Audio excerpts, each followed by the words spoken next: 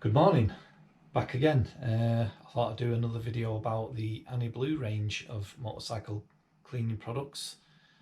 Today I was going to do the chrome and alloy oil protector, and I thought that I would start by doing a video on what it was actually created for.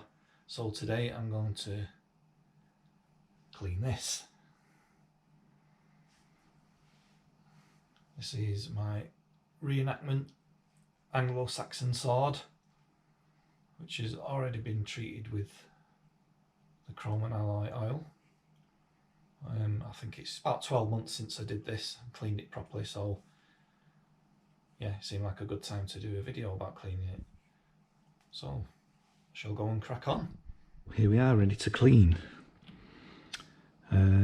The three things I'm going to use on this today are the Anglo spray polish, which I'm going to use to take off the oil that's on from last time. Then I shall inspect the blade and check for rust, and if there is any, I'll be polishing it away with the Anglo metal polish.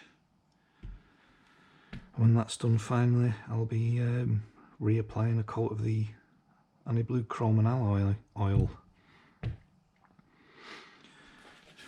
This stuff was actually invented for this thing here.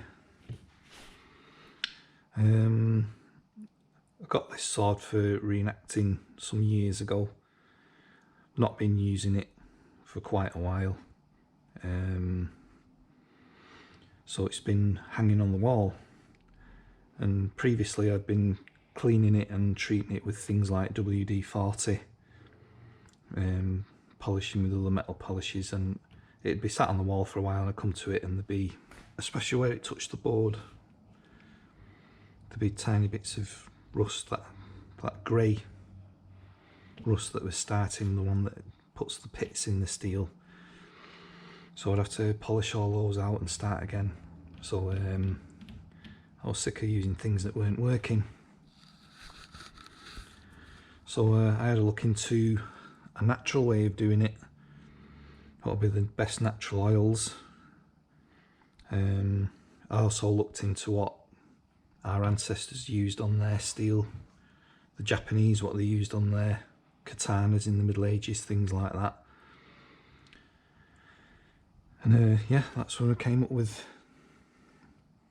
the chrome oil. So it has got stuff in, ancient technology as well as modern stuff. I've picked some essential oils that have natural chelating agents in. And what these do is help it to stick to the metal. Probably the most famous chelator people have heard of is heme in hemoglobin. It's the one that bonds to the iron molecule in your blood. It's that sort of thing, so it's in there to make the oil stick to the steel and protect it.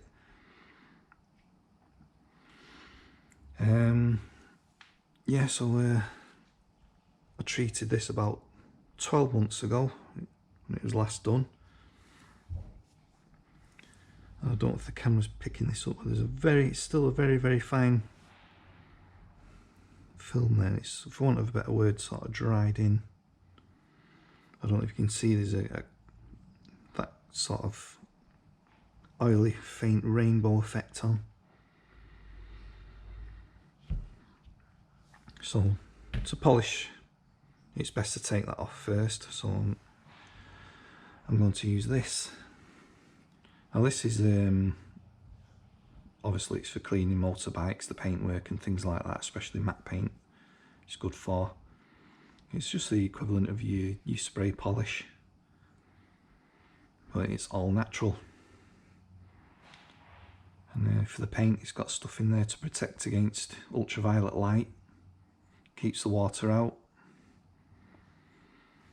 and it cleans as well. So I thought I'd use this.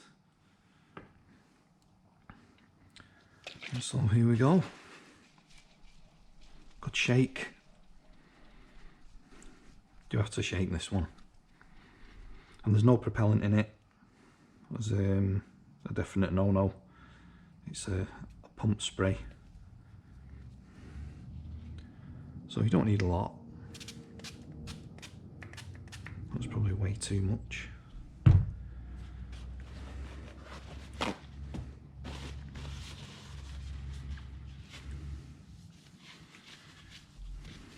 You can see there it's taking the oil away. I'm actually having to rub it because, like I say, it's designed to stick to the steel, and it has done. It's only a very thin coat though.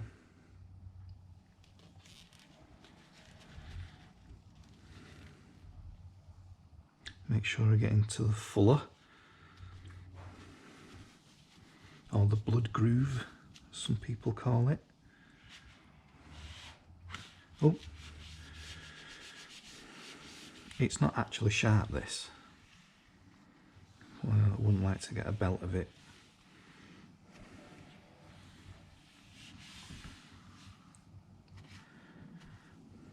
Interesting talking about the fuller, which is the groove down the middle of the blade.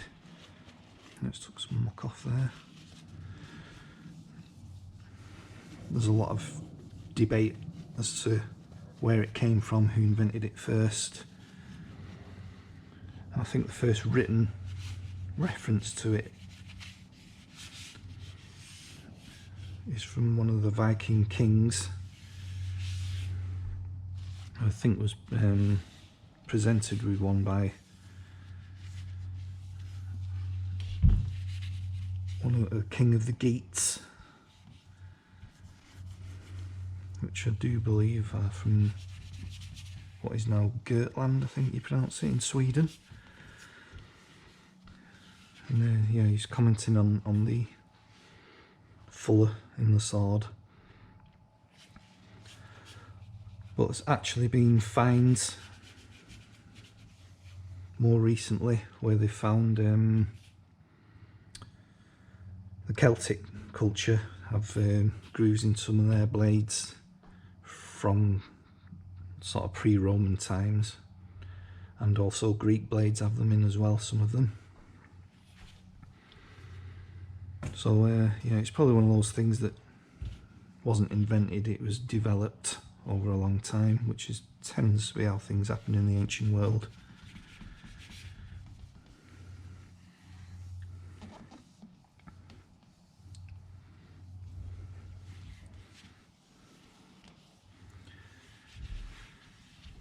This one is a replica of an Anglo Saxon sword.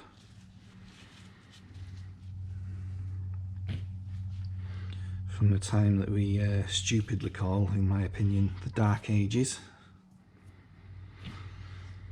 But this would have been sort of contemporary to the Viking raids, that sort of time. One-handed.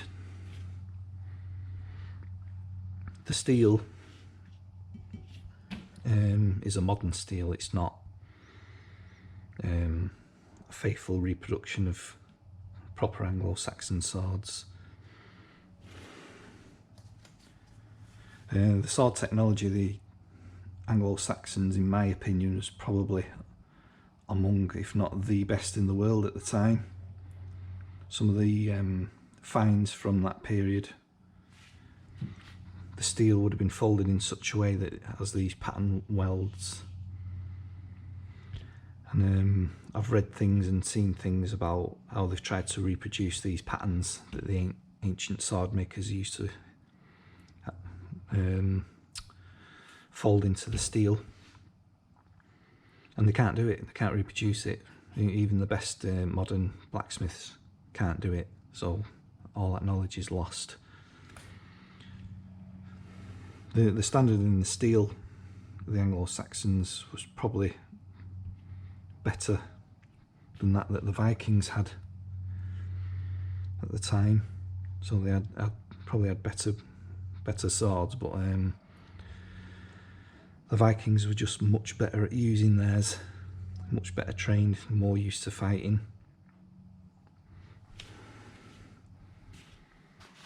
And the tactics as well. I think the thing that made the Vikings so good at fighting was the way that they used to train and fight in their own homeland, which was if they had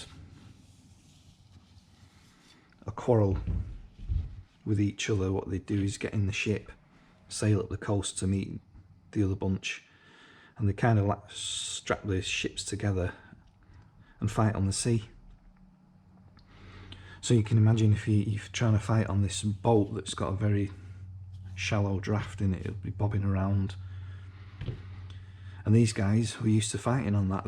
They were really good at keeping the balance, and they'd have all these tricks. The thing was to get your opponent off balance and get him down. Once he's down, he's pretty much dead. And the Vikings were masters at that, tripping people with their axes and things like that. So you come up against someone like that, it's very difficult to get them off the feet.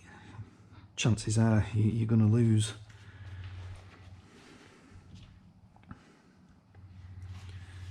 Anyway, back to cleaning. I'll do the other side.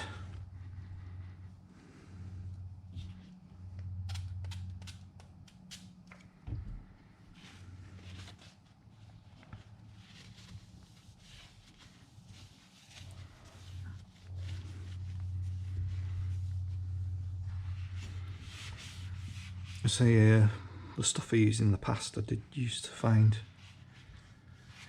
little specks of corrosion, and it's absolutely imperative that you get rid of any of those,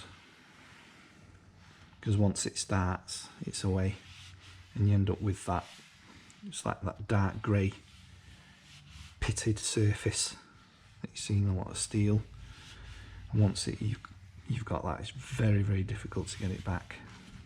It literally eats it away. Yeah, I was taking that old oil off nicely, that.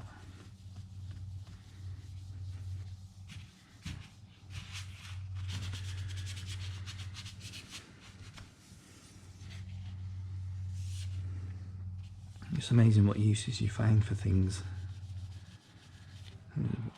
Tiny bit yellow there from the brass.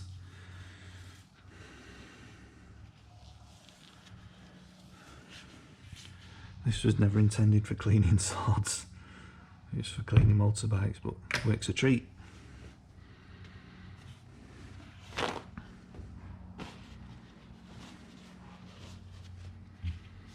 Wipe that off. So fingers crossed, I'll have a close look at the steel and see what's going on.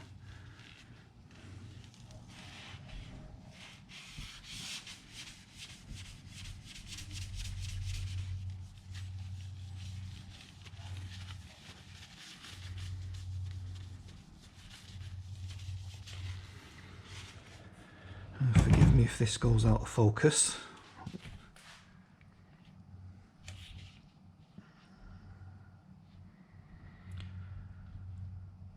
One or two imperfections in the steel.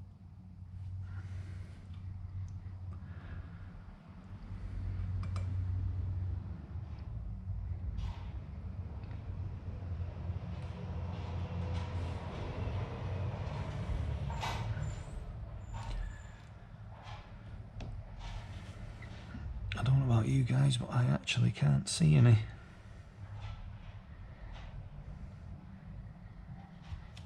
So I don't think I'll be needing to polish. Wow, that's cool. I'm really impressed. I say it's 12 months since I've even looked at this thing, really. It's just been on the wall.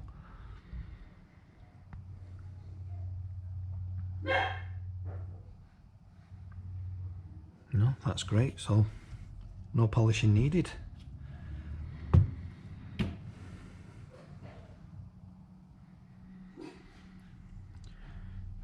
I mean, I could actually polish the handle, but I think I'll leave it because I do like the sort of black,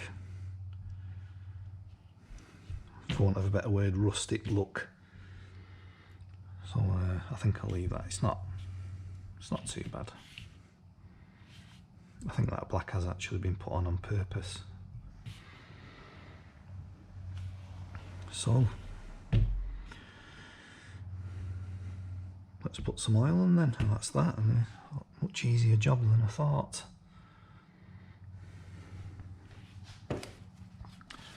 I like to, with this, just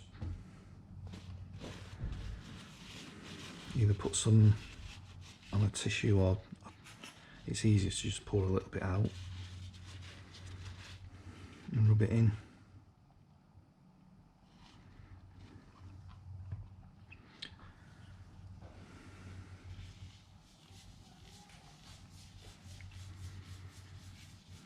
It tends to colour better if we use a tissue, I think. I wouldn't use my finger, I don't want to touch the blade now, because your fingers carry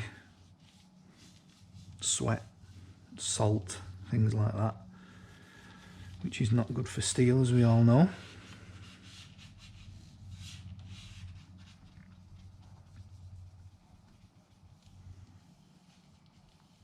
I forgot to mention what the fuller was for, didn't I? It's yeah, they call it the blood groove, and it's there because if you stick this in something like some poor bugger's body, when you try and pull it out again, what will happen is you get a suction and you're trying to withdraw it, and it's very difficult to pull it out again. So what this does is, when, if you can imagine, it's closed over, it lets a little bit of air through into the wound, releases the pressure, much easier to pull out. Which, if you're in the thick of a battle, you don't be messing about trying to pull your sword out of someone while someone else is running towards you.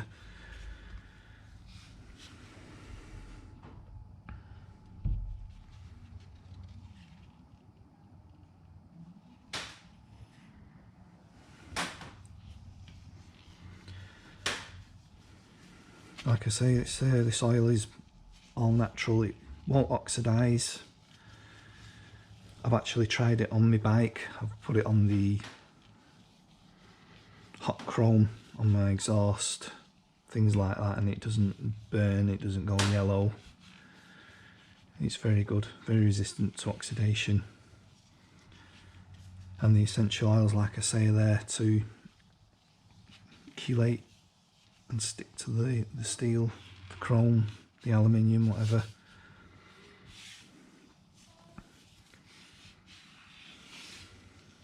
And help protect it from the elements. Make sure I get along the edge.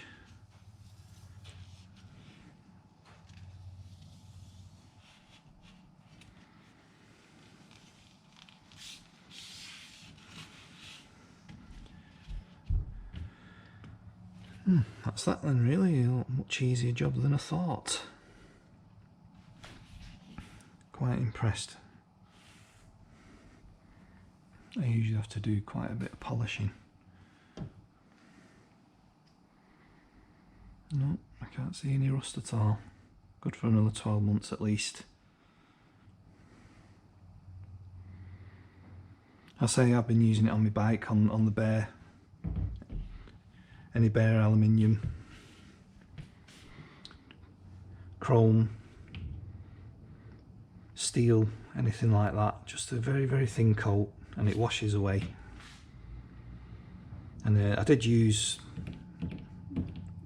one of my bikes through the winter, and it got quite messy, and I treated the chrome exhaust and that with this stuff, and it just washed off. And it is on one of my videos, that actually, so yeah, really impressed with it. So there you go, one cleaned reproduction Anglo Saxon sword, and protected with Annie Blue's chrome and alloy.